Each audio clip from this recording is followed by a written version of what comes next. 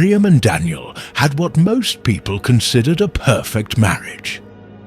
Daniel, a devout Christian, was the kind of man who opened doors, prayed before meals, and sent thinking of you texts throughout the day. Miriam, on the other hand, loved the attention but secretly found the predictability of their life stifling. From the outside, they were the ideal couple. 3 beautiful children, a nice home in the suburbs, and Sunday mornings spent in the front pew of their local church.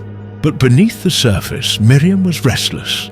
She longed for passion, spontaneity, and the kind of romance that existed in movies.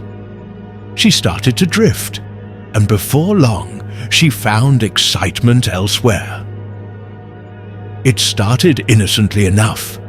Late-night texts with an old college flame, harmless flirtation with a co-worker, but soon harmless became reckless. Miriam was careful at first, making sure Daniel never suspected a thing. She justified her actions, telling herself that Daniel had become too predictable, too routine.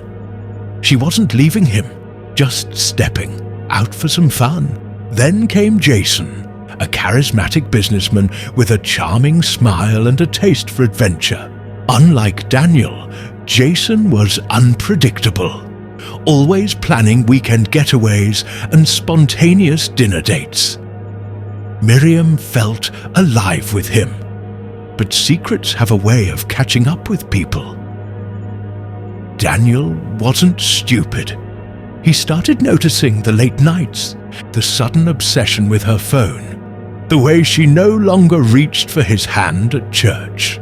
His suspicions grew, and despite his faith urging him to trust and pray, he couldn't ignore the gut-wrenching feeling that something was terribly wrong. Then came the night he found the messages.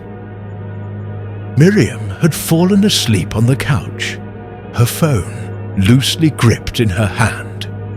A message flashed across the screen. "I miss you already."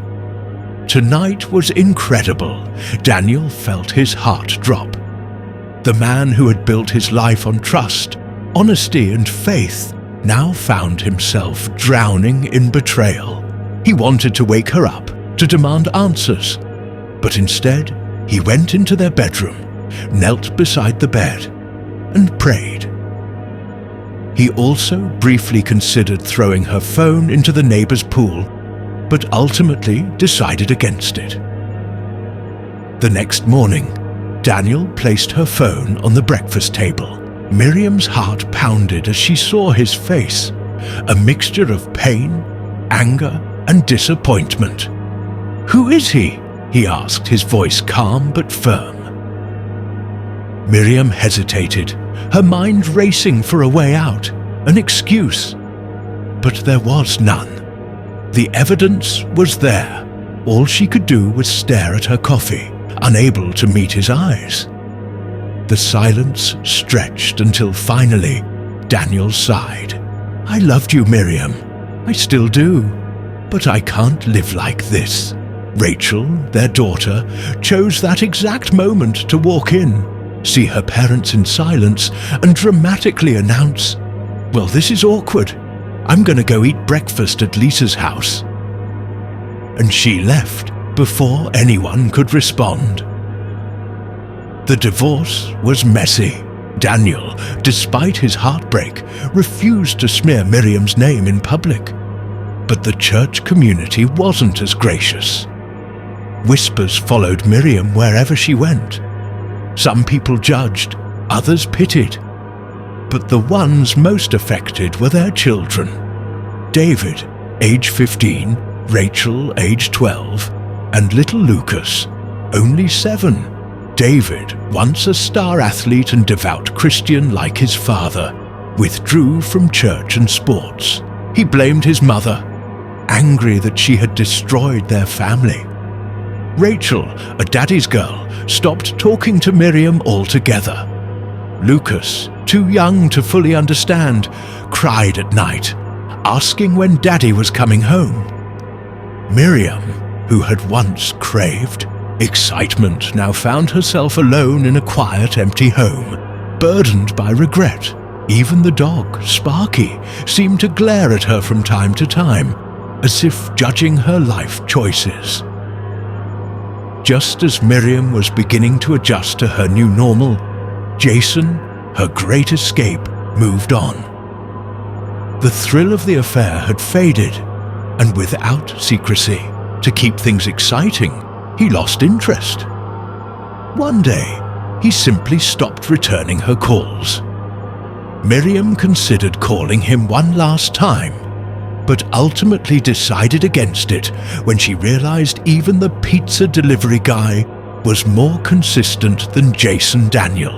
On the other hand, found solace in his faith and community. With time, he healed. Though he remained cautious of love, he focused on raising his children, ensuring they knew they were loved despite the turmoil. One evening, Miriam, now forced to cook for herself, attempted to make dinner and set the oven on fire. David, despite his resentment, couldn't help but laugh. "Mom, even your food is trying to escape."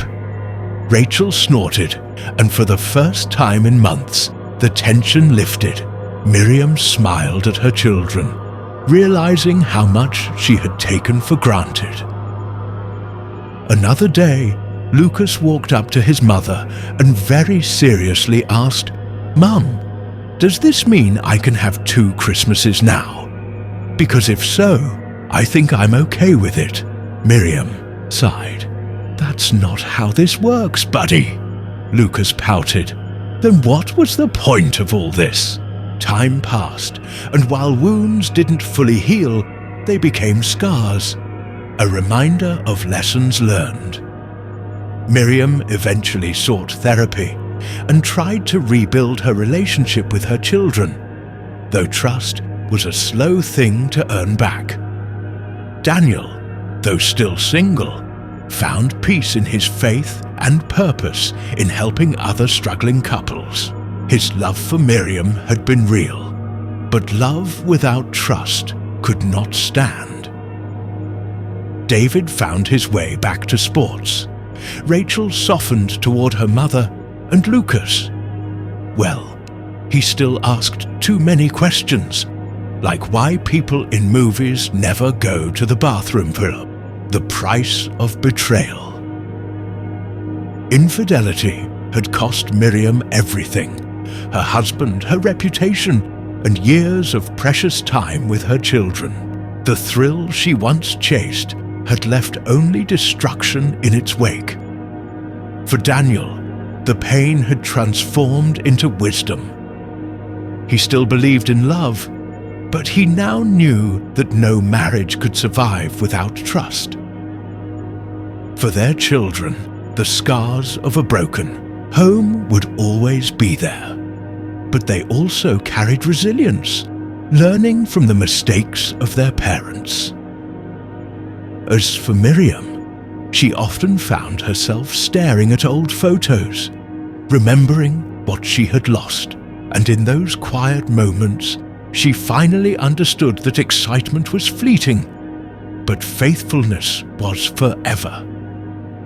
And that maybe, just maybe, she should have stuck with Daniel.